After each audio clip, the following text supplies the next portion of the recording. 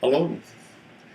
Once again, Dr. Peter Welgan here, clinical psychologist, research psychologist, and the director of the Center for Behavioral Medicine. Welcome back. As I mentioned yesterday in my introductory session with you, we would be discussing a very important topic today, and that is the topic of obesity. Obesity in the United States and obesity around the world. Before I begin this topic, I want to mention something to you, a little bit more about myself. As a psychophysiologist, as I mentioned yesterday, I'm interested in the degree to which psychological factors actually affect physiologic function and behavioral patterns generally, but mainly physiologic function, okay? I'm a medical psychologist and a practitioner who practices in a field called behavioral medicine. And that is that field where psychology overlaps medicine, okay? The psychological effects on physiologic function and the disorders that can arise that appear to be largely medical in nature, okay? Well, we're dealing with a problem here, obesity in the United States, that we all know, we can't help but read about it almost daily. It's at epidemic proportions, okay? We are actually being bombarded with information about how we are creating a very unhealthy lifestyle for ourselves, okay? Both from the point of view of the physician, scientist, and those who are actually offering a weight reduction, weight management programs. Many of them are not medically trained, they're not psychologists, but they build programs here that are based on current information available, okay? So in the face of a rain of information about the detrimental effects of obesity, something very interesting happens. We continue to get fatter. Yeah. Let me give you an example. In 2012, the percentage of kids in the United States suffering from obesity was at 33%. A third of the kids, a third of the children in the United States were obese. Today, 2017, it's 34%. Now, the national rate of obesity, adults, everybody kind of thrown in the pot here, in 2012 was 35%. Now it's at 37%. Now, keep in mind what's happening here. Remember, there is a concerted effort on the part of the medical community, medicine, get the attention of the general public about what it's doing to itself. It's killing itself. Too much weight. The body can't handle it. And eventually the body begins to break down. The organ systems can't handle the excessive demands placed upon the organs that have to supply a variety of services to fat cells, okay? The problem that arises from carrying too much weight is called metabolic syndrome. Metabolic syndrome. Look it up. Real dangerous stuff. I won't go into a specific description of metabolic syndrome, but it actually has several characteristics to it, all indicators of a body that is having difficulty carrying the excess weight and all the demands that those fat cells require from the organ systems. Finally, the body begins to break down. Okay.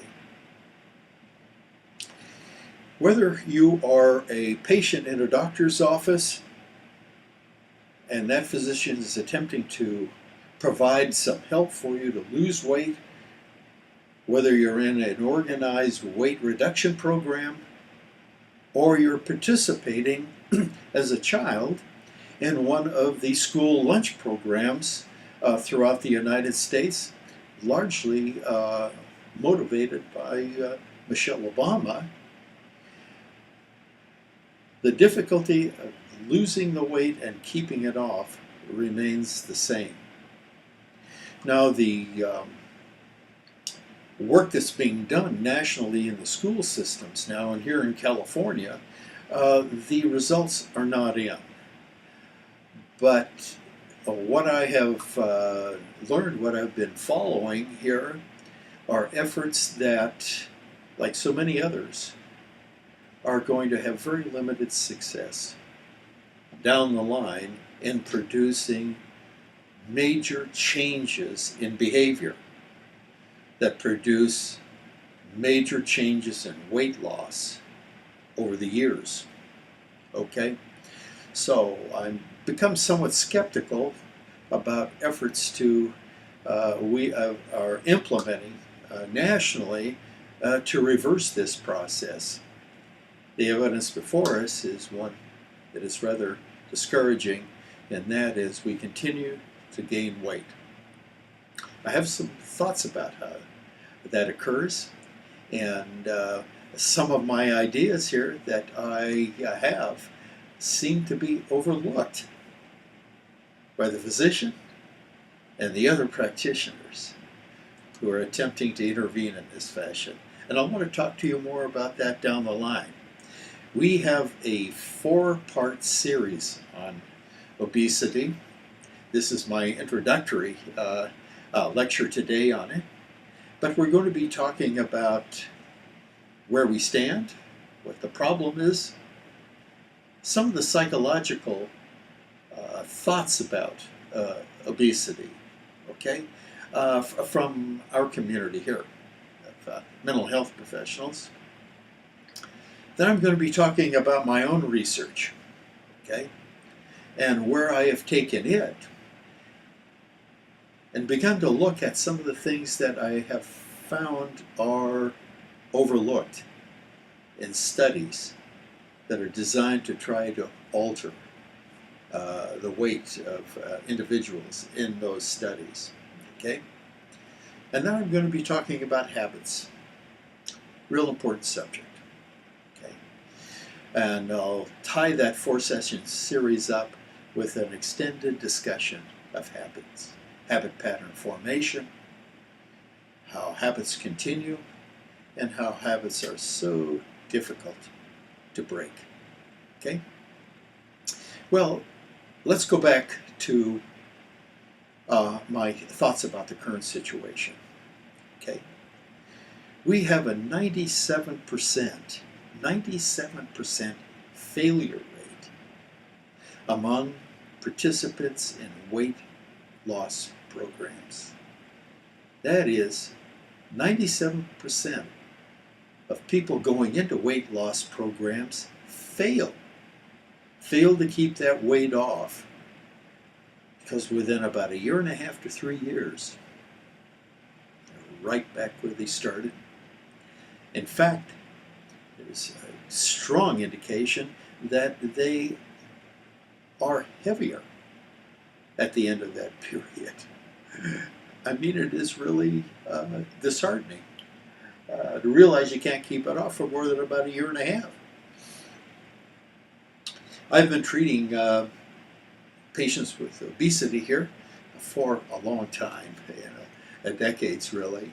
And I've been conducting research in this field now for the last 25 years. And I'll have a lot to say about that. One of the patients that I I can remember very clearly, among many others, was a very attractive, well-dressed woman uh, at 410 pounds.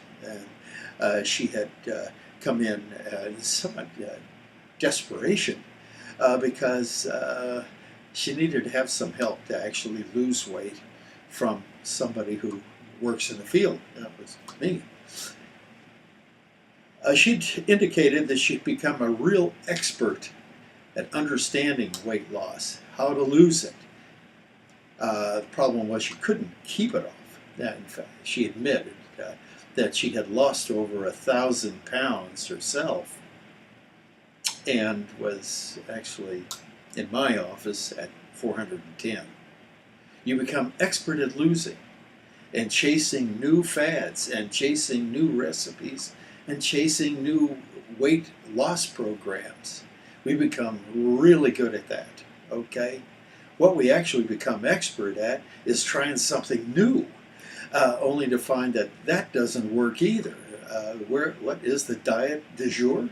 What's the exercise diet combination du jour? And I don't have a patient in my practice who hasn't tried just about everything. Just about everything on the market. So at a 97% failure rate, we take a look at, what is going on. Well, from the point of view of practitioners, they see the problem generally this way. They see the patient or the individual attempting to lose weight in their program as one who is non-compliant afterwards. That is, they fail to follow the fairly rigorous rules they have to in order to keep the weight off. The practitioners also notice this phenomenon here of weight cycling. Their patients go through what looks like a carousel effect, and that is they lose the weight only to put it back on again, lose it, and the practitioners have a great deal of difficulty trying to stop the carousel, stop the cycling. They have difficulty stopping that, and if you take a look at the literature, that is the most important issue, I think, that is facing researchers now, and that is how to break recidivism and weight cycling. Another factor that the practitioners look at here, and that is a loss of motivation among their participants in their programs. They lose motivation. They lose interest in doing this. They lose interest in continuing this, I'm told. Also, you lose weight in this program, or with this physician, this office visit, but then they go right back home into an environment here that actually became part of the problem originally, and they become influenced by others, whether it's their family members, their social circle. Okay, so influence of others really has a very powerful effect on enabling you to return to your old ways, okay? Along with this, I think they recognize this, but don't know what to do with it, and that is there is a return of the old habits. Thought they were dead. You went through my weight loss program. The old habits are supposed to disappear. No way. Okay? And quite frankly, there have been some rather ineffective ways of actually addressing the problem of the resurfacing of old habits. In fact, that is really what's led to weight cycling. Okay? Not uncommonly, your practitioner will begin to say, I'm not sure actually how to remedy this problem. It's a mystery to me. So we're looking at several different variables here that the practitioners generally view as contributing. All of them can contribute to, once again, a regaining of weight. What's it like for a physician? Now keep in mind here, I'm a medical psychologist, and my professional relationships are largely with physicians. Okay? So when you live as a psychologist, as a medical psychologist, and you live in the medical community, you get to know these guys pretty well. Okay? In fact, a couple of them become really very close friends of mine, and one of them, who is a specialist in the medical management of obesity, and I linked up, and we've produced some studies together, which I will talk to you about later. Okay. The physician is not trained like an experimental psychologist out of learning theory laboratories. Okay, we take a look at the problem in front of us, which is an overweight patient, and quite frankly, the physician looks at the same symptoms I do, but in a very different way than I do. Very different. Physicians look at the problem from a medical point of view. What do I do as a psychophysiologist? I look at it as if, remember, I'm a learning theorist. I used to be a rat runner, okay, in an experimental laboratories. So I look at this like, how did this person learn how to gain this weight? How did that person now, how has he or she learned how to keep it on? And how is this person unable to break those habits? Those are different questions than the physician asks.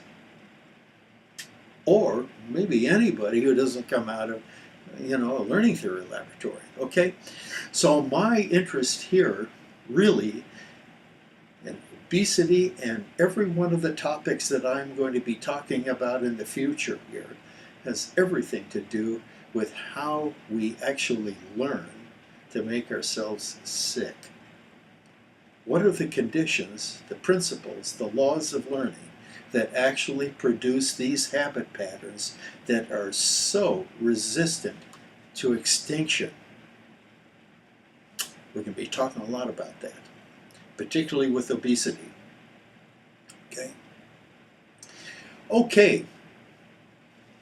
Thanks for joining me on this introductory session on obesity. So if you will join me tomorrow, I want to talk to you about the heavy emphasis over the years that has been placed on a variety of psychiatric and psychological factors contributing to obesity. Okay, so join me tomorrow, okay, in session number 2.